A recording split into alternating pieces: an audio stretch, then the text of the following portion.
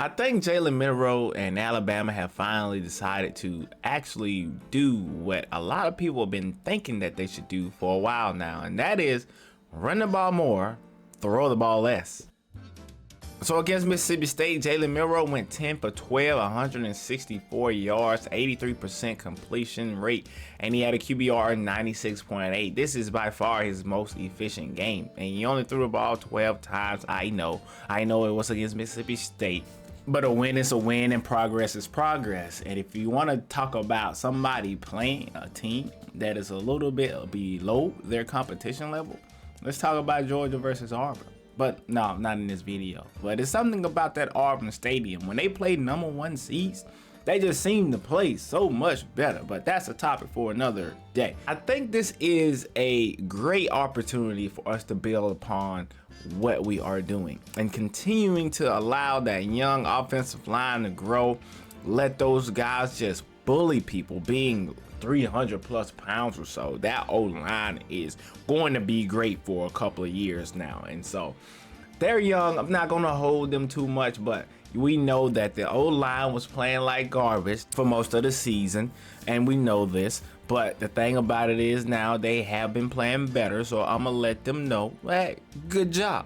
On top of all of that, Jalen Milroe has some design runs. The play calling seems to be evolving around what this man does best, instead of trying to turn him into something that he isn't. And I've seen that in the Texas game. I think we are in a situation now where we are playing almost some old school style Alabama football. Now, when I say that, I mean we're running the ball, letting the running backs go downhill. We have two great running backs in McClain and Rodell Williams. Now, they did not just go for 100 and something yards individually, but if you look at it, if you combine the stats together, they would have had like 25 carries and on 100 or so yards and average over 4 yards a carry. Let's look individually. So looking at Chase, he had 15 carries, 63 yards with an average of 4.2 and 1 touchdown. And then looking at Rodell Williams, he had 10 carries, 44 yards with an average of 4.4. Next week we have a Texas A&M team that honestly we cannot take that game lightly. Arkansas cannot take that lightly. Tennessee, you cannot take that lightly. LSU, you cannot take that lightly. They would love to ruin Alabama's season by giving them a second loss because they got one now.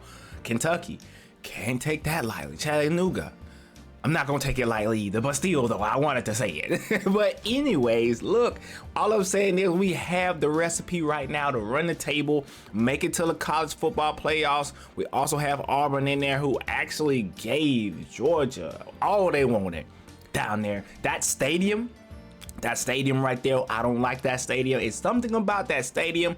They had showed a graphic, and they are known for beating teams who are like #1 seeds. They did it twice to us. I'm like, I didn't even realize that they beat the other #1 seeds too. I think Georgia was on there, and it was another team. I don't know if it was Florida. I cannot remember off the top of my head, but it's a situation that we're working with now, guys. Listen, we have what we need. We know what we need to do. And I love the fact that we're actually playing into our strong suits now. Our offense coordinator, Reese, I was looking at him sideways for a while now, and I'm still kind of looking at him weird. But at the same time, he's doing a better job. I gave him a lot of flack over the past couple of weeks because he was not doing what he needed to do in order to put Milroe in position to be the best that he could be. And nobody could argue with that. Nobody could argue with that. We was calling for his job faster than we did the man who now called the plays in New England. We did. But right now, you know, he's doing an all right job. But let's see how we do against Texas A&M. That's going to be a game that I think a lot of people are going to have their eyes on, even though we know Texas A&M is not as good as I think they should be. But hey, it is what it is. But before I end this video, I do want to talk about two things that do concern me a little bit. I think we allow Mississippi State to run the ball a little bit more effectively than I would have liked to see.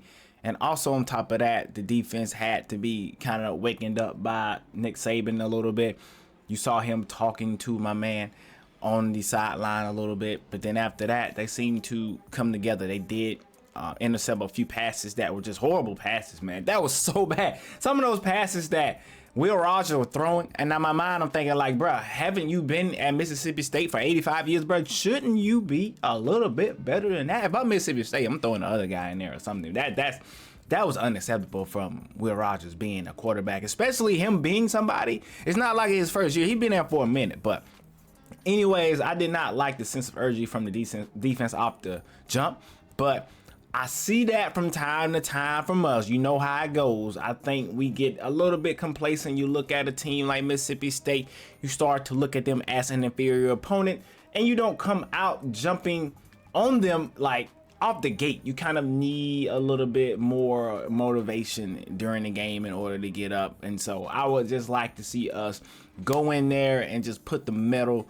down like off the rip without actually having to be sparked up by Nick Saban on the sideline. But you know, it's human nature to be that way a little bit. You see somebody who you don't expect to be on the same level as you, and sometimes you take them for granted, but hey, that's what you have coaches for. You are there to motivate your team, and sometimes when they forget the objective, you had to kind of reassure them or re-emphasize the fact that, hey, let's get this job done so we can go home. So those are kind of my things that I'm kind of looking out for. I think Jalen Milroe overall did a great job.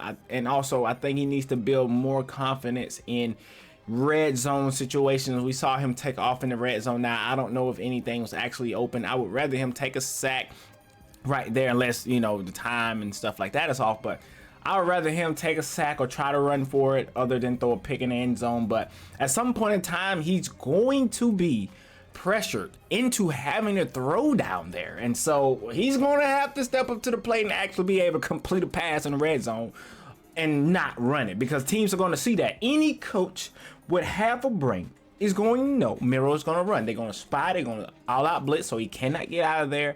And so either he's going to have to get better with that, or we're going to have to scheme up around the situation where, you know, you're going to have to like have a play in there to counter what the other team is going to do. But anyways, those are kind of my 2 to 3 things that I, you know, did not necessarily like. Other than that, though, I think we played an overall great scheme.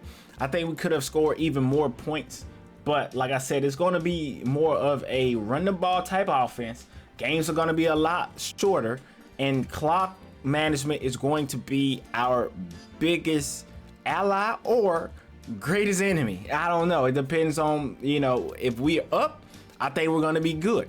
But if we have a situation where we're going to have to throw the ball a lot, if defense, you know, gives up like 1 or 2 touchdowns and we have to like press and try to get back in the game by throwing, that's where you're going to start to see some inconsistencies in Alabama's play. But anytime we jump out on top, anytime we jump out and get a lead, that is where you're going to see Alabama dominate. That is how we're going to get our wins. And that is where our bread and butter is going to be. Man, it's going to be even better than that bread and butter from Texas Roadhouse, man. They got some good ass biscuits, some good bread, whatever you want to call it, some rolls. That's what it is, them rolls. All right, man, I'm hungry. It's time for me to go, guys. I'm going to see you in the next video. Let me know what you think about this game. Were you impressed? What are your concerns for Alabama football going forward? Let me know all of that down below in the comment section. Also comment, like, and also subscribe. And I'm going to see you guys in the next video.